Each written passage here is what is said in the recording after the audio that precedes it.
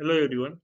Today we are going to see numericals on simple stresses, strains and elongation.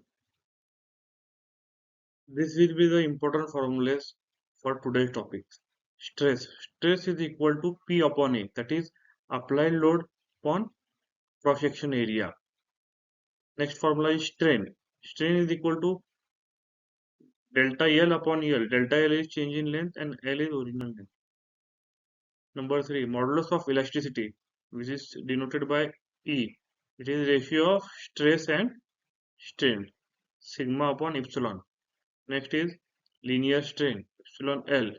Epsilon L is equal to delta L upon L.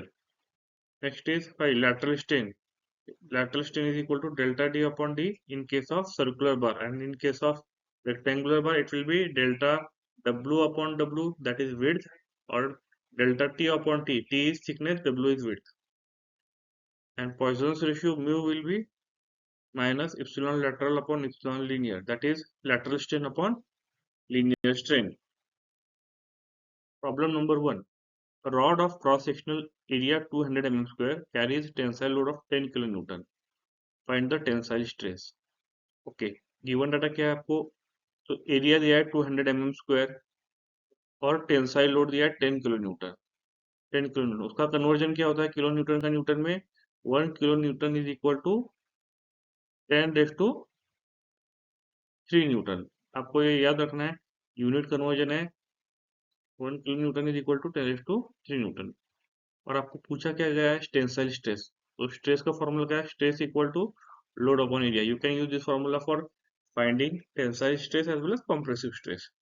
अभी है ना, इधर हमने load को kilo Newton को newton में convert किया 10 × 10⁻³ newton upon 200. Simply you are getting the answer 50 newton पर mm square. That answer is 50 megapascal. You also have to keep in mind that 1 megapascal is equal to 1 Newton per mm square. Okay. Next problem. Steel bar of length 2 metre. 2 metre का length दिया हुआ है. Extends by 1 mm, मतलब elongate होता है 1 mm. किस वजह से? अंडर लोड अप्लाई करने के कारण. तो क्या फाइंड करना है आपको? Find the linear strain. Okay, what is given? Given data is length. कितना दिया है? 2 मीटर. तो 2 मीटर को आप 2 mm में कन्वर्ट किया है 2000 mm. Okay, so length is 2 metre equal to 2000 mm. और क्या है? चेंज इन लेंथ दिया हुआ है डेल्टा एल 1 mm. एक्सटेंड होता है बार 1 mm से. ओके, फाइंड आउट करना है लीनियर स्ट्रेन. तो linear strain equal to epsilon equal to delta L upon L. It is 1 upon 2000. Answer आता है 0.0005. You can write it in a way 5 × 10⁻⁴. ये आपका फाइनल है, आंसर है. और strain has no unit. You have to keep in mind, strain का कोई unit नहीं होता है. नेक्स्ट प्रॉब्लम है, a bar of length 1.5 metre. Length आपको 1.5 मीटर दी है. हमने इसको मीटर से mm में कन्वर्ट किया हुआ है. 1.5 metre equal to 1500 mm and diameter given is 20 mm and so is subjected to tensile force of 30 kilonewton. Tensile force 30 kilonewton दिया है. तो हमने क्या किया? 30 kilonewton को न्यूटन में कन्वर्ट किया, दैट इज 30 × 10⁻³ न्यूटन. उसके बाद take E equal to 10⁵, 2 × 10⁵ newton पर mm स्क्वायर. आपको मॉडुलस ऑफ इलेक्ट्रिसिटी दिया हुआ है, तो E भी बोल सकते हैं 2 × 10⁵ न्यूटन पर mm स्क्वायर. तो सॉल्यूशन फाइंड आउट करते वक्त सबसे पहले हमने एरिया निकाला. Area A equal to π/4 D square. ये फॉर्मूला है. डायमीटर आपको 20 mm दिया हुआ है, तो ये फॉर्मूला में डालने के बाद आंसर आता है 314 mm स्क्वायर. नेक्स्ट हमें स्ट्रेस निकालना है.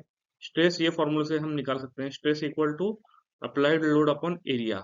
अप्लाइड लोड आपको कितना दिया हुआ है? 30 किलो न्यूटन, जो कि हमने 30 × 10⁻³ न्यूटन में कन्वर्ट किया है. उसके बाद एरिया इधर से फाइंड आउट किया हुआ डाला. Area equal to 314. उसके बाद आंसर आपको मिलता है 95.5 न्यूटन पर mm स्क्वायर. नेक्स्ट हमने स्ट्रेन की वैल्यू कैलकुलेट की. स्ट्रेन का फॉर्मूला क्या है? Epsilon equal to stress upon modulus elasticity. Actually elasticity का फॉर्मूला क्या है? हमने देखा E equal to stress upon strain. उसको ही हम इस फॉर्मूला में लिख सकते हैं, strain equal to stress upon electricity, यानी कि ई इधर आएगा और इप्सिलॉन इधर जाएगा। सो फॉर्मूला आपका क्या होगा, strain equal to epsilon equal to stress upon modulus of electricity. Stress की वैल्यू इधर हमने निकाली हुई है, तो वो पुटअप की हमने 95.5। ई की वैल्यू आपको गिवन है 2 इंटू 10⁵, वो हमने इधर पुटअप किया और आंसर आपको आया 4.77 इंटू 10⁻⁴। आपको याद रखना है कि स्ट्रेन को यूनिट नहीं होता है। नेक्स्ट अब हमें इलोंगेशन की वैल्यू कैलकुलेट करनी है। इलोंगेशन की वैल्यू आपको स्ट्रेन के फॉर्मूले से आप कैलकुलेट कर सकते हो। स्ट्रेन का फॉर्मूला क्या है, strain epsilon equal to delta L upon L. Delta L क्या है, चेंज इन लेंथ, वो हमें कैलकुलेट करना है, तो इलोंगेशन भी बोलते हैं। डेल्टा एल का फॉर्मूला क्या होगा, इप्सिलॉन लेंथ से मल्टीप्लाई हो जाएगा, तो delta L equal to epsilon into length.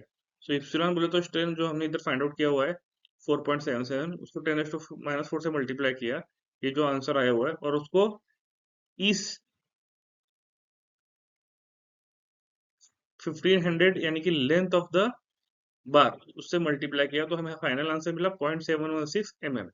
In this way you can calculate the value of stress, strain and elongation। इसमें चेंज आपको क्या याद रखना है, ये फॉर्मूला जो कि हमने स्ट्रेन का फॉर्मूला है, strain equal to delta L upon L, और उसके बाद डेल्टा एल के टर्म्स में पुटअप किया, तो आप इप्सिलॉन इंटू एल यूज करके डेल्टा एल की वैल्यू निकाल सकते हैं। ये आपको याद रखना है। नेक्स्ट प्रॉब्लम है, a block is subjected to shear force of 5000 newton. को वैल्यू दिया हुआ है शियर लोड की 5000 newton. The resisting area is 100 mm into 100 mm, तो मल्टीप्लाई करने के बाद 10 into 10⁻³ mm square. If shear displacement is 0.5 mm, shear displacement आपको 0.5 mm दी है, for a height of 100 mm, height आपको 100 mm दी हुई है। Find share stress and shear strain. अभी आपको शेयर स्ट्रेस और शेयर स्ट्रेन निकालना है। शेयर स्ट्रेस का फॉर्मूला क्या है, simply shear stress equal to, का सिंबल है tau, tau equal to shear load upon area F upon A. तो फोर्स 5000 दिया हुआ है और एरिया 10,000 दिया हुआ है, तो सिंपली कैलकुलेशन के बाद आपको शेयर स्ट्रेस की वैल्यू आती है 0.5 न्यूटन पर mm स्क्वायर। नेक्स्ट फॉर्मूला है shear strain, phi equal to delta x upon yes. Delta x क्या है 0.5 और एच क्या है 100, एच बोले तो हाइट। सो हाइट आपको 100 mm दिया हुआ है, तो शेयर स्ट्रेन निकालना होगा, तो delta x upon H. Delta x share displacement बोलते हैं उसे। शेयर डिस्प्लेसमेंट क्या होता है, जब हम एक ऑब्जेक्ट को टेंजेंशियल लोड अप्लाई करते हैं, तो उस वक्त होता क्या है, स्लाइडिंग एक्शन होती है, डिस्टॉर्शन होता है, तो फिगर कुछ ऐसी होती है। तो ये जो डिस्प्लेसमेंट हुआ है वो डेल्टा एक्स है, इधर से जो डिस्प्लेसमेंट हुआ है, दिस इज डेल्टा एक्स, ये डेल्टा एक्स है। और हाइट क्या है इसकी, ये उसकी हाइट है, this is H and this is delta x. तो शेयर स्ट्रेन का फॉर्मूला क्या होता है, phi equal to delta x upon H, और फाई इसको बोलते हैं। ओके, तो फॉर्मूले में जब हम वैल्यू डालेंगे, डेल्टा एक्स आपको 0.5 mm दिया हुआ है और हाइट आपको 100 mm दी हुई है, 0.5 अपॉन 100 आपको आंसर मिलता है 0.005। स्ट्रेन में स्ट्रेन को यूनिट नहीं होता, मैंने आपको बताया हुआ है। फाइनल आंसर आपका क्या है, tau equal to 0.5 mm shear stress, shear strain phi equal to 0.005। Calculation of elongation for numerical solving. काफी बार आपको इलोंगेशन पे प्रॉब्लम पूछे जाते हैं, बोर्ड एग्जाम में भी और कॉम्पिटिटिव एग्जाम में भी। तो डेल्टा एल इलोंगेशन हम कैसे कैलकुलेट कर सकते हैं, वो कैसे फाइंड आउट करते हैं, उसका क्या फॉर्मूला होता है, ये हम देखने वाले हैं। स्ट्रेस का फॉर्मूला क्या है, P upon A which is apply load upon area. Strain का फॉर्मूला क्या है, delta L upon L which is change in length upon original length. और ई क्या है, मॉडुलस ऑफ इलेक्ट्रिसिटी, उसका फॉर्मूला क्या है, स्ट्रेस अपॉन स्ट्रेन। तो स्ट्रेस का फॉर्मूला यहाँ से हमने लिया और इधर पुटअप किया, पी अपॉन ए। स्ट्रेन का फॉर्मूला हमने यहाँ से लिया और इधर पुटअप किया, डेल्टा एल अपॉन एल। तो इस पूरे टर्म को हमने डेल्टा एल के इसमें लिखा, तो कैसा फॉर्मूला आता है, delta L equal to P L upon A. Delta L is elongation, P is applied load, L is length, A is area, and E is elasticity. In this way, or by using this formula, you can calculate the value of elongation. Delta L भी बोलते हैं elongation को, और कभी कभी लोग ये symbol भी यूज करते हैं, काफी बुक्स में ये सिंबल भी दिया हुआ है, delta L elongation, that is change in length, you can say change in length. elongation के थोड़े न्यूमेरिकल देखते हैं हम दो। इसमें क्या दिया है, question 5, a steel rod of length 2 metre and cross sectional area 300 mm²। आपको है ना लेंथ 2 मीटर दिया है, उसका हमने mm में कन्वर्ट किया 2000 mm। क्रॉस सेक्शनल एरिया आपको 300 mm² दिया है। ये subjected to a tensile load of 60 kN। तो आपको लोड भी गिवन है, load equal P equal to 60 into 10⁻³ Newton.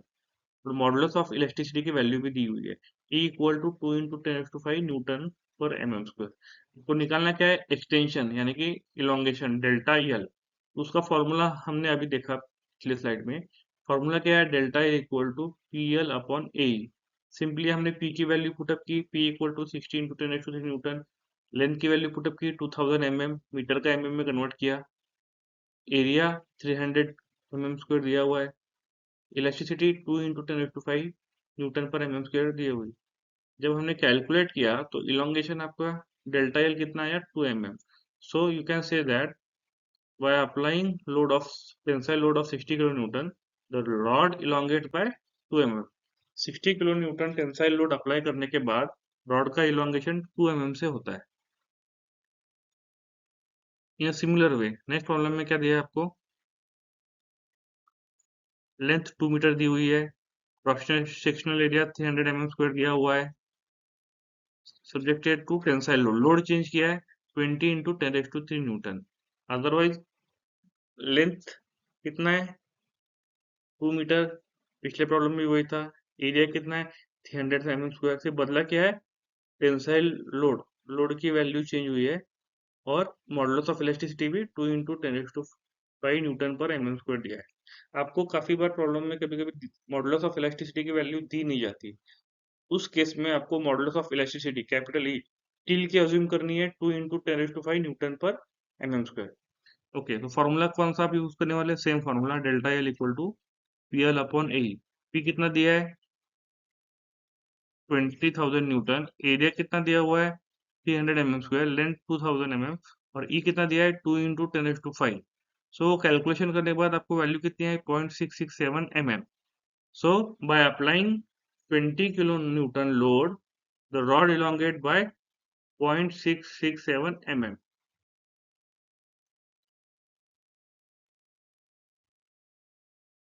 Thank you.